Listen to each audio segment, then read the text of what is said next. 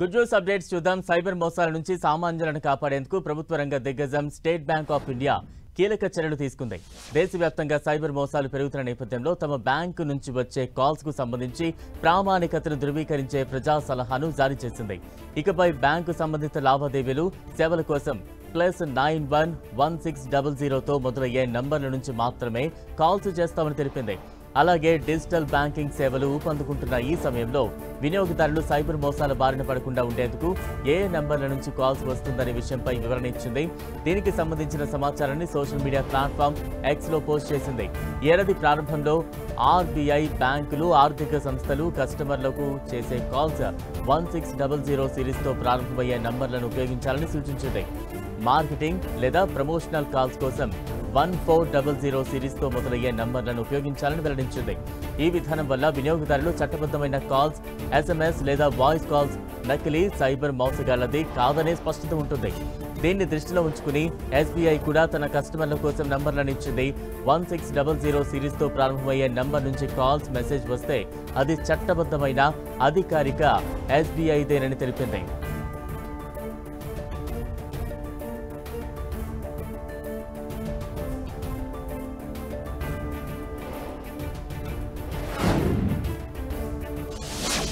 బంగారం తాకట్టు పెట్టి తీసుకునే రుణాలకు సంబంధించి రిజర్వ్ బ్యాంక్ నూతన మార్గదర్శకాలు విడుదల చేసింది. వీటి ప్రకారం రుణదాతలు exchange traded funds, gold mutual funds యూనిట్ల ఆధారంగా రుణాలను మంజూరు చేయడానికి వీల్లేదు. బంగారం నాణ్యతతో పాటు తాకట్టు తేదీకి తొలి 30 రోజుల్లో సగటు ముగింపు ధరను పరిగణలోకి తీసుకోవాలి. లేదంటే ముందు రోజు ముగింపు ధర ప్రకారమైన రుణగ్రహీతకు ఎంత మొత్తం అప్పుగా ఇవ్వొచ్చన్నది లెక్కించొచ్చు. 2.5 లక్షల కంటే తక్కువ రుణాలు తీసుకునే వారికి లోన్ టు వాల్యూ 85%గా ఆర్బీఐ నిర్ణయించింది. అలాగే 2.5 లక్షల నుంచి 5 లక్షల వరకు 80%, 5 లక్షలు దాటిన రుణాలకు 75%గా నిర్ణయించింది. తాకట్టు పెట్టే బంగారం వస్తువుల రూపంలో ఉంటే 1 కేజీ, వెండి అయితే 10 కేజీలకు మించకూడదు. గోల్డ్ కాయిన్స్ రూపంలో ఉంటే 1 కాయిన్ 50 గ్రాములకు, వెండి కాయిన్స్ అయితే 500 గ్రాములకు మించరాదు. ఒకవేళ రుణాన్ని తిరిగి చెల్లిస్తే అదే రోజున తాకట్టు పెట్టిన బంగారాన్ని ఇవ్వాలి. కొన్ని సందర్భాల్లో గరిష్టంగా 7 పని దినాలకు మించకుండా బంగారాన్ని తిరిగి ఇవ్వాల్సి ఉంటుంది. రుణదాతకు, రుణగ్రహీతకు మధ్య జరిగిన ఒప్పందంలో ఉండాల్సిన వివరాలను కూడా ఆర్బీఐ స్పష్టం చేసింది.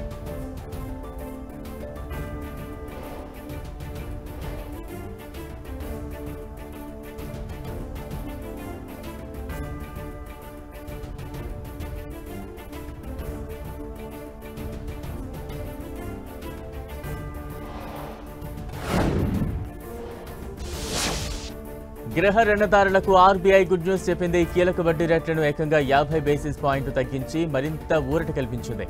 ఆర్బీఐ ఇలా రెపో రేట్ను సవరించడం ఈ ఏడాదిలో ఇది 3వసారి.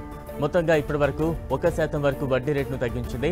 తాజా నిర్ణయంతో గృహ రుణగ్రహీతలపై ఈఎంఐ భారం మరింత తగ్గనుంది. ఫ్లోటింగ్ రేట్పై గృహ రుణాన్ని తీసుకున్న వారికి సవరించిన వడ్డీ రేటు ఆధారంగా ఊరట లభించనుంది. 2019 అక్టోబర్ 1 తర్వాత జారీ చేసిన గృహ రుణాలన్నీ ఫ్లోటింగ్ రేట్తో జారీ అయినవే కాబట్టి వారికి బ్యాంకులు ఆ మేరకు వడ్డీ రేట్లను సవరిస్తాయి. పాత వినియోగదారులకే కాదు, కొత్తగా రుణాలు తీసుకునేవారు తక్కువ వడ్డీకే రుణాలు పొందొచ్చు. పైగా ఎక్కువ మొత్తం రుణం పొందేందుకు అవకాశం ఉంటుందని బ్యాంకింగ్ నిపుణులు చెబుతున్నారు. ఆర్బీఐ రెపో రేటు తగ్గించిన నేపథ్యంలో రుణగ్రహీతల ముందు ఇప్పుడు 2 ఆప్షన్లు ఉండబోతున్నాయి. ఒకటి ఈఎంఐ తగ్గించుకోవడం, రెండోది కాల వ్యవధి తగ్గించుకోవడం. దీంట్లో రెండో ఆప్షన్ ఎంచుకోవడం మంచిదని నిపుణులు చెబుతున్నారు. దీనివల్ల దీర్ఘకాలంలో ఎక్కువ మొత్తంలో వడ్డీని ఆదా చేసుకోవచ్చని చెబుతున్నారు.